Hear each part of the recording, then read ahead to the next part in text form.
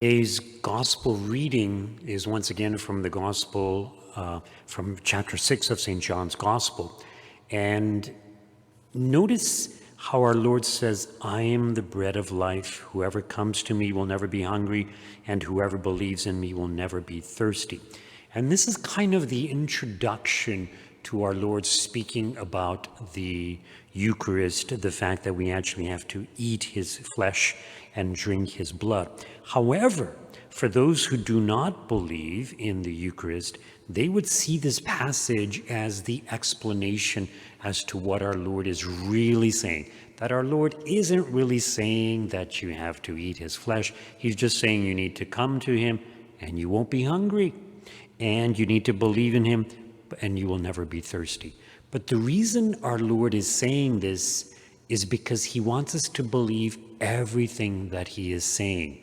In other words, in order to have real or complete faith, we need to accept everything that Christ teaches, including what he teaches about the Eucharist. And as we go on in the Gospel of, or the chapter 6 of St. John's Gospel, we will see that our Lord reiterates again and again, unless you eat the flesh of the Son of Man and drink his blood, you have no life in you.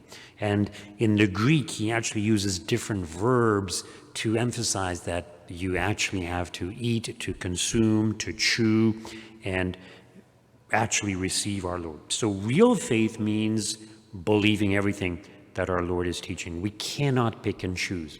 And the question we ought to ask ourselves is, okay, we believe everything that our Lord teaches. We believe everything that the church officially teaches. But how strong is our faith? So it's not enough just to believe in the right things. We must put that faith into practice. Recall in the letter of James, he says, even the demons, they believe, but they tremble or they shudder, depending on the translation. In other words, their faith doesn't benefit them. Our faith only benefits us when we put it into practice, not just in regards to the Eucharist, but everything. And we need to speak out against injustices in society.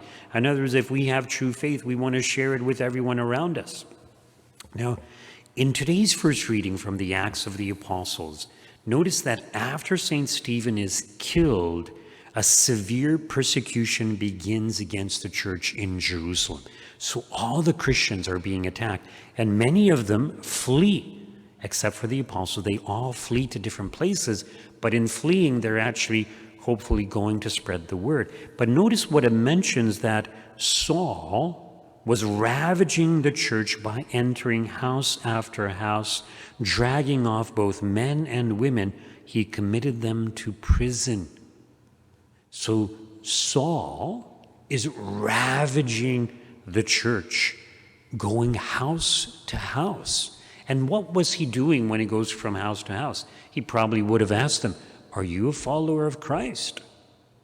So imagine you being asked that question by people who want to imprison you or to have you arrested or eventually killed. So St. Paul had some of them killed also. So imagine the persecution. So imagine that happening today, somebody coming to your house looking for Christians and asking you point blank, are you a Christian? Are you a follower of Christ? And knowing that if we say yes, that we might be dragged off, we might be thrown into prison, who knows what they will do to us? Would we have the courage, the conviction, the real faith to persevere in such a situation? Would we be able to say, yes, I am a Christian, a follower of Christ? Or would we deny our faith in order to save our earthly life? This is what our Lord warns us of. So sometimes it's good to reflect on this, to reflect on the reality that, what if you were in that kind of situation? How strong is your faith?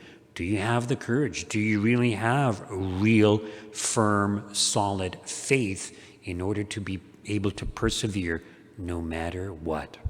Just a reminder that tomorrow we have the March for Life in Ottawa. So those of you who are coming on the bus, I will be attending also. We have Mass at 5:45 a.m. So we'll try to have a quick Mass. The bus leaves at 6:30. There will be a priest filling in for me for the 9 a.m. Mass, so the regular Mass schedule.